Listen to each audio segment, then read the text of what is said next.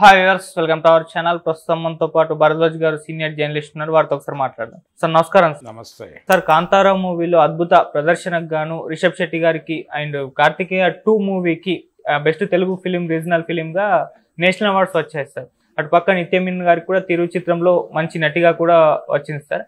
So entire గా ఈ national awards పైన మీ ఒపీనియన్ ఏంటి? అటు రిషబ్ శెట్టికి రావడం కానివ్వండి, లేకుంటే కార్తికేయ 2కి రావడం కానీ మీ ఒపీనియన్ ఏంటి సార్? అంటే దక్షిణాది చిత్రాలకి ఎక్కువ అవార్డులు వచ్చినాయని ఒక సెక్షన్ ఆనందపడుతోంది, కానీ ఓకే, తెలుగు సినిమాకి ఒక్క అవార్డు కూడా రాలేదు. అంటే కార్తికేయ 2కి వచ్చింది జనరల్గా సహజంగా వచ్చేటువంటి అవార్డే, అంతే తప్ప ప్రత్యేకత ఏం లేదు దానిలో. అంటే జనరల్గా ఉత్తమ ప్రాంతీయ భాషా చిత్రం కేటగిరీలో ప్రతి భాష నుంచి ఒక సినిమాని ఎంపిక చేస్తారు. అవును, ఆ కోటాలో వచ్చినటువంటి అవార్డు అది.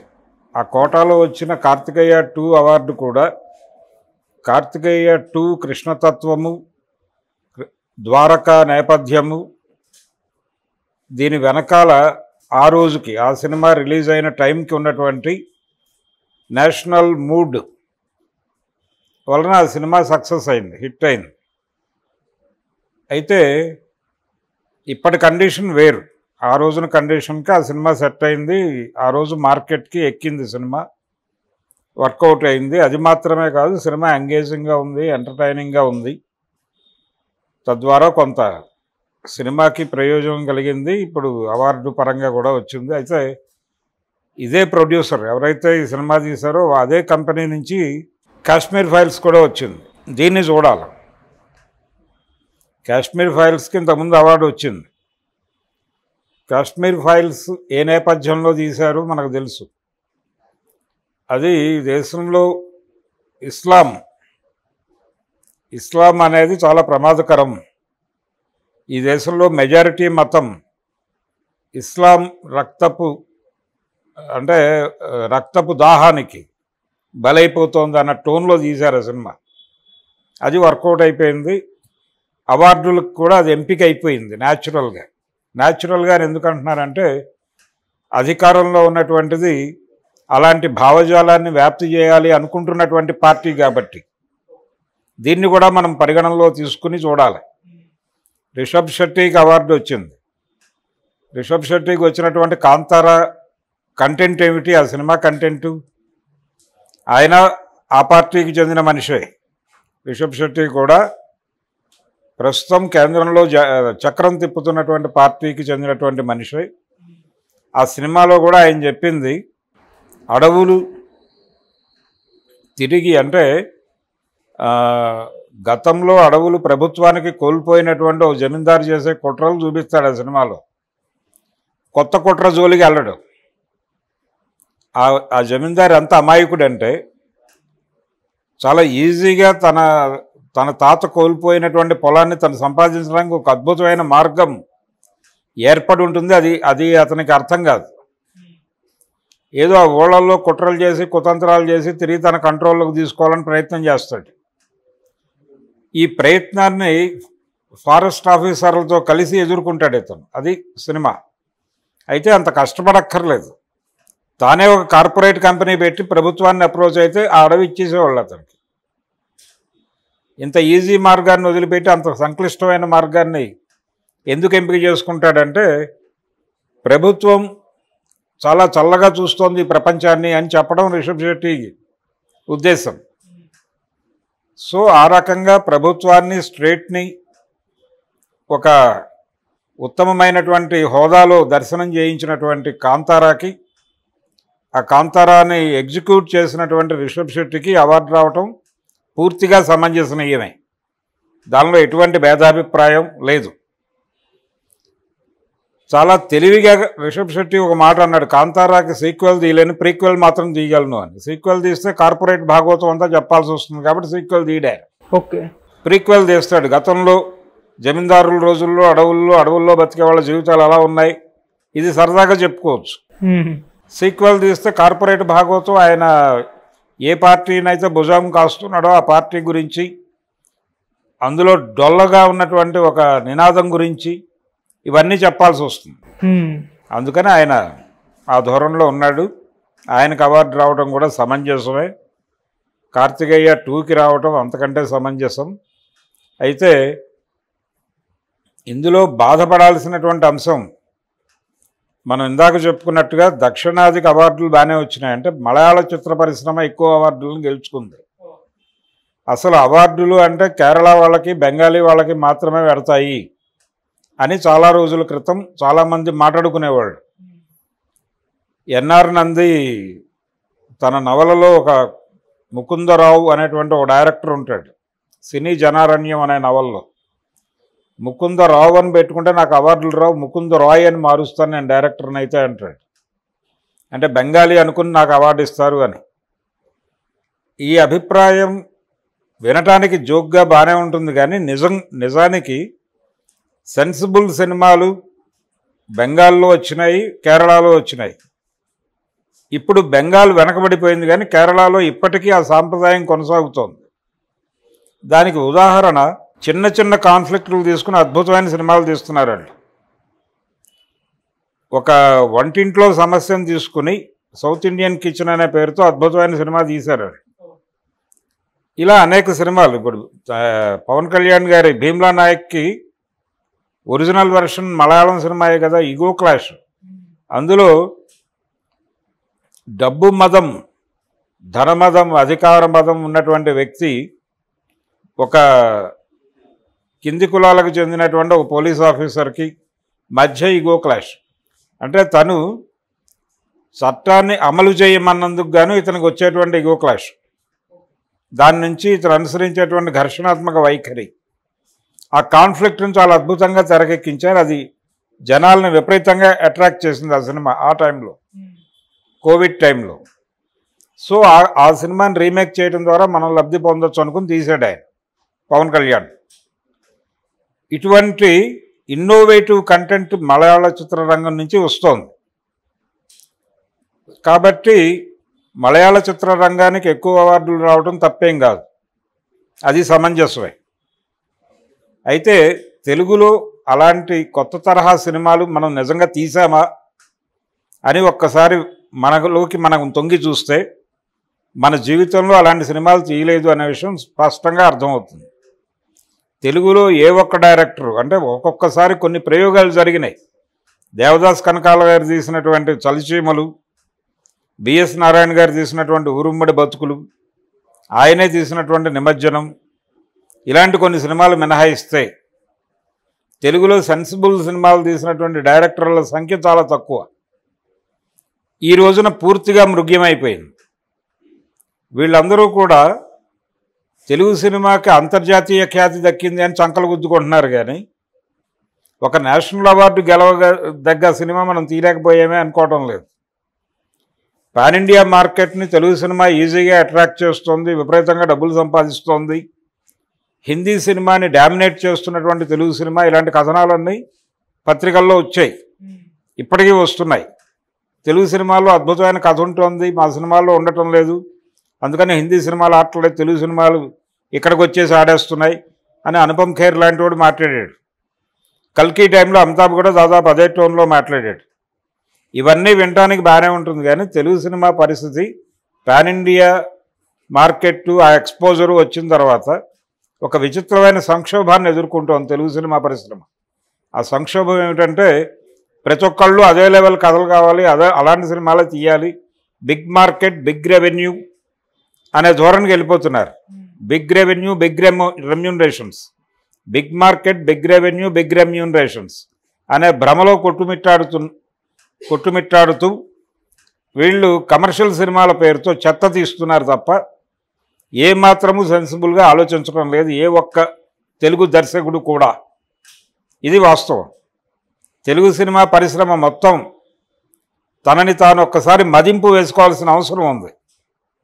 ఒక్క డైరెక్టర్ కూడా లేడు, ఒక్క డైరెక్టర్ కూడా సెన్సిబుల్ సినిమా చేయాలి అని అనుకోవడం లేదు. తీస్తున్న ప్రతి సెన్సిబుల్గా తీస్తున్నాను అనుకుంటున్న ప్రతి సినిమాలోనూ 100 లోపాలు ఉంటున్నాయి. అంటే అవగాహన లేమి, సమాజ దర్శనం కావడం లేదు వీళ్ళకి. సమాజాన్ని దర్శించడంలా, సమాజాన్ని తెలుసుకునే ప్రయత్నం చేయట్లా, అధ్యయనం చేయట్లా, మానవ సంబంధాల్లో వచ్చిన కొత్త మార్పులు వీళ్ళకి అర్థం కావట్లా. గత గత 2 నెలల నుంచి మానవ సంబంధాల మీద విస్తృత చర్చ జరుగుతోంది రకరకాల పద్ధతుల్లో. దాని నుంచి ఒక కథని డిరైవ్ చేయాలనే ఆలోచన ఒక్క తెలుగు సినిమా డైరెక్టర్కి వచ్చింది అంటే అనుమానమే. ఎవరికి డెఫినెట్గా వచ్చి ఉండదు. అలాగే జనరేషన్స్ మధ్య గ్యాప్ గతంలో కంటే విపరీతంగా పెరిగి ఉంది. ఆ పరిస్థితిని, ఆ సంక్షోభాన్ని తెరమీద చెప్పాలనే ఆలోచన తెలుగు దర్శకుడికి ఎట్టి పరిస్థితుల్లోనూ వచ్చే అవకాశం లేదు. మలయాళంలో వస్తే రీమేక్ చేస్తాడు ఇదంతే. ఇప్పుడు రీమేకులకు అవకాశం లేదు. ఎందుకంటే పాన్ ఇండియా మార్కెట్కి వెళ్ళాలంటే నీ కంటెంట్తో నువ్వు వెళ్ళాలి, వేరే వాడి కంటెంట్తో వెళ్తే కుదరదు. నీ సినిమా నీకు తీసుకునే దమ్ము నీకు లేదు. ఇటువంటి విచిత్రమైన కండిషన్లో తెలుగు సినిమా ఉంది అనటానికి నేషనల్ అవార్డుల్లో వీళ్ళకి కనీసం ఏ స్థాయిలోనూ, ఏ శాఖలోనూ, ఏ తరగతిలోనూ ఎక్కడా కూడా ప్రవేశము లేదు అని బోర్డులు పెట్టారు. కాబట్టి తెలుగు సినిమా పరిశ్రమ ఆత్మవిమర్శ చేసుకోవాల్సిన ఒక సంక్షోభంలో, ఒక జంక్షన్లో ఉంది అనేది నిన్నటి నేషనల్ అవార్డ్స్ ప్రకటన మనకు అర్థం చేయించింది. ఓకే, ఇది ఒక అంశం. సో తెలుగు సినిమా ముందుకు నడవాలి అంటే ఈ అవార్డుల మీద ఏదో జోకులు వేసుకోవడం కాకుండా ఇప్పుడు అవార్డులు సంపాదించిన సినిమాలన్నింటినీ ఒక్కసారి వేసుకుని చూస్తే తామేమిటో తమకు అర్థమయ్యే అవకాశం ఉంది. ఆ దిశగా తెలుగు సమాజంలో ఉన్న సంక్షోభం జాతీయ అవార్డు లేకపోతే ఆస్కార్ అవార్డులు కొట్టాలంటే ఆస్కార్ అవార్డు ఏ సినిమాలకు వస్తుందో కనుక్కుని ఆ సినిమాలు తీయటం కాదు నువ్వు చేయాల్సింది. కళాకారుడిగా నువ్వు కళాకారుడిగా సిన్సియర్గా నువ్వు సినిమా తీస్తే దానికి పురస్కారాలు వస్తాయి. మన వాళ్ళు ఇటు నుంచి అటు వెళ్ళరు, అటు నుంచి ఇటు వచ్చే ప్రయత్నం చేస్తారు. ఇది ప్రమాదం. అందుకని వీళ్ళకి జీవితంలో అవార్డులు రావని చెప్పేది. బిఎన్ రెడ్డి గారు ఆ రోజుల్లో పోటీ పడ్డాడు. బంగారు పాప అనే సినిమా, పదేరు పాంచాలి పోటీ పడ్డాయి. ఫైనల్గా దానికే వచ్చింది. శంకరాభరణం, షౌద్ అనే 2 సినిమాలు పోటీ పడ్డాయి. అవార్డుల విషయంలో షౌద్ గెలిచింది, శంకరాభరణం 2వ స్థానంతో సంతృప్తి పడాల్సి వచ్చింది. అంటే ప్రజాదరణ పొందిన ఉత్తమ కళాత్మక చిత్రం అనేటువంటి కేటగిరీలో ఒక ప్రత్యేక పురస్కారం తీసుకుని వచ్చేసింది. ఇది కండిషన్. ఇప్పుడు ఉన్నటువంటి డైరెక్టర్లో ఆ మేరకు సెన్సిబుల్గా ఉన్నవాళ్ళు కూడా ఎవడు కనబట్టలేదు. సో తెలుగు సినిమాకి అవార్డులు అనేది బహుశా కష్టమే అనే ఒక విషయాన్ని అయితే నిన్నటి అవార్డుల ప్రకటన స్పష్టపరిచింది. దీన్ని గుణపాఠంగా తీసుకుని ఎవరైనా ముందుకు వస్తే మంచి సినిమాలు వస్తాయో తెలియదు. అంటే సార్ మీరు డైరెక్టర్ల పైన విమర్శ చేస్తున్నారు, అంటే అవార్డ్స్ వచ్చే కంటెంట్ ఉన్న సినిమాలు తీయట్లేదు అని చెప్పేసి. అవార్డు ఉన్న కంటెంట్ ఉన్న సినిమాలు తీయాలి, అవార్డు వచ్చే కంటెంట్ ఉన్న సినిమాలు తీయాలంటలేదు నేను. సెన్సిబుల్ సినిమాలు తీస్తే వాటికి అవార్డులు వస్తాయి. అసలు మీరు సెన్సిబుల్గా ఆలోచించడం లేదు కదా. మీ సినిమాలో పాటలు కావాలి, మీకు స్టెప్పులు కావాలి, ఈ గోలంతా కావాలి, ఫైట్లు కావాలి. కొడితే వాడికి 3 సార్లు 4 సార్లు బౌన్స్ అవ్వాలి. ఒకటి చేయి పట్టుకుని వాడితో నలుగురిని కొట్టాలి.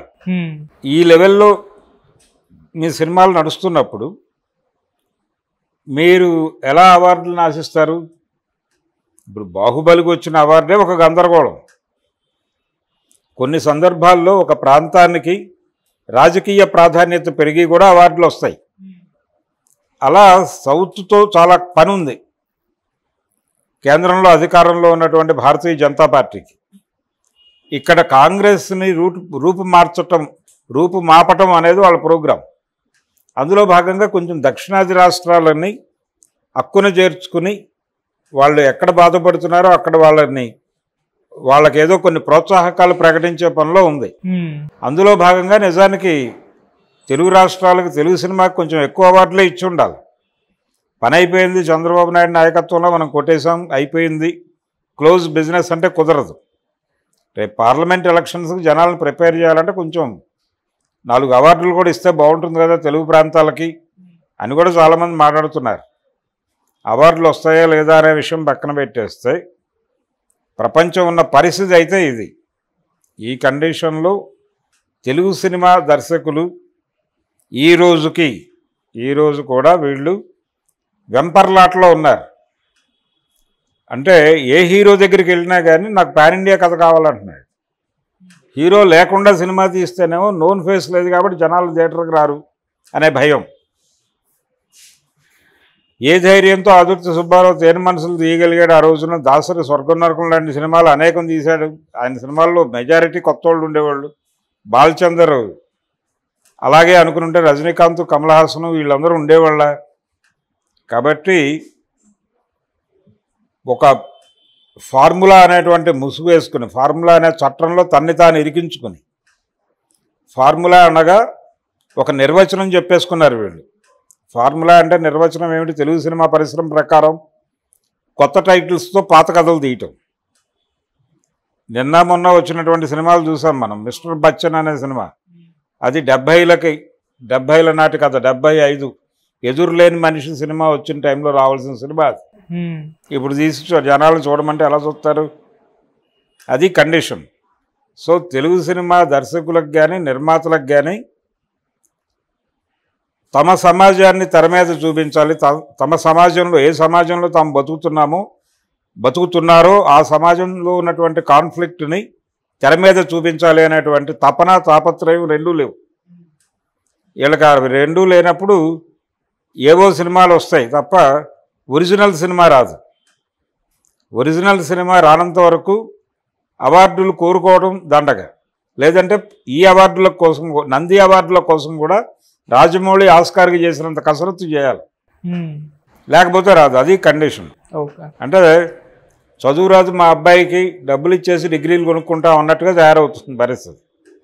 అందుకని ఈ అవార్డులు, నేషనల్ అవార్డ్స్ తెలుగు సినిమా దౌర్భాగ్య స్థితికి అద్దం పట్టాయి తప్ప ఇంకేమీ కాదు అని మాత్రం నేను బలంగా చెప్పగలను. అంటే సార్, కానీ తెలుగు సినిమా ఇండస్ట్రీ పైన వివక్ష చూపిస్తున్నారు, తెలుగు సినిమాలనే పక్కన పెట్టేస్తున్నారు కావాలనే అని చెప్పేసి కొంతమంది సినిమా వాళ్ళ అభిమానులు కూడా సోషల్ మీడియాలో. ఏం వివక్ష చూపించారు? ఏ సినిమా? బలగం లాంటి సినిమా వచ్చింది. అవును, బలగం వచ్చింది. ఇంకేం వచ్చినాయి? ఆ రోజున ఏ సంవత్సరానికి అవార్డులు ఇచ్చారు? 2022కి ఇచ్చారు. దానికి ముందు సంవత్సరానికి ఉత్తమ నటుడి పురస్కారం పుష్పకి ఇచ్చారుగా. ఒకవేళ వివక్ష చూపిస్తే బలగం ఇక్కడ హిట్ అయింది, దానికి ఒక అప్లాజ్ వచ్చింది. అయితే బలగం ఆ టైంలో వచ్చిందా అనేది డౌట్. 22లోనే వచ్చిందా? వచ్చింది. దీంతో పోటీ పడింది కార్తికేయ 2తో కూడా, తెలుగు రీజనల్ ఫిలిం. కాకపోతే కార్తికేయ 2కి వచ్చింది. అయితే జాతీయ పురస్కారాలు దక్కించుకున్నటువంటి విభాగంలో ఉన్నటువంటి సినిమాలతో నిలబడగలిగిన సినిమానా బలగం అనేది స్టడీ చేయాలి. అంటే బలగంలో ఇట్సెల్ఫ్ కొన్ని ఇబ్బందులు ఉన్నాయి. కొన్ని ఇబ్బందులు ఉన్నప్పటికీ ఒక ఫ్యామిలీ రిలేషన్స్, దానికి సంబంధించినటువంటి ఎమోషన్స్, వాటిని గ్రాస్ రూట్ లెవెల్లో క్యారీ చేయగలిగాడు అతను. దానికి ఒక అప్రిసియేషన్ ఉండాలి. నిజానికి ఉత్తమ ప్రాంతీయ భాషా చిత్రంగా ఆ సినిమాకి అవార్డు ఇచ్చి ఉండొచ్చు. కార్తికేయ 2 కంటే అది బెటర్ మూవీనే. కానీ కార్తికేయ 2కి రావడానికి వెనకాల నేపథ్యం వేరు. అదే నేపథ్యం 2-3 సినిమాలను ఇబ్బంది పెట్టి ఉంటుందేమో తప్ప మేజర్గా తెలుగులో సెన్సిబుల్ సినిమాలు తీయటం అనేది తగ్గింది అనే మాట వాస్తవం. ఈ వివక్ష అనేది లేదంటారు సార్? ఇప్పుడు కాదు, ముందు నుంచి కూడా వివక్ష కాదు. ఇప్పుడు అసలు దక్షిణాది రాష్ట్రాలను కలుపుకుని వెళ్ళాలనే మూడ్లో సెంట్రల్ గవర్నమెంట్ ఉంది. పొలిటికల్గా సౌత్తో నార్త్కి విభేదాలు లేవు. ఇప్పుడు అవి వీళ్ళకి సరెండర్ అయి ఉంది. వీళ్ళ అవసరం ఉంది. అవసరమైతే వీళ్ళు చెప్పినటువంటి సినిమాలకు అవార్డులు ఇవ్వడానికి కూడా సిద్ధంగా ఉన్నారండి. కాబట్టి ఆ వివక్ష అంత పరిస్థితి లేదు. కానీ అప్ టు ది మార్క్ చర్చకు వెళ్ళినటువంటి సినిమాలు ఉండవు.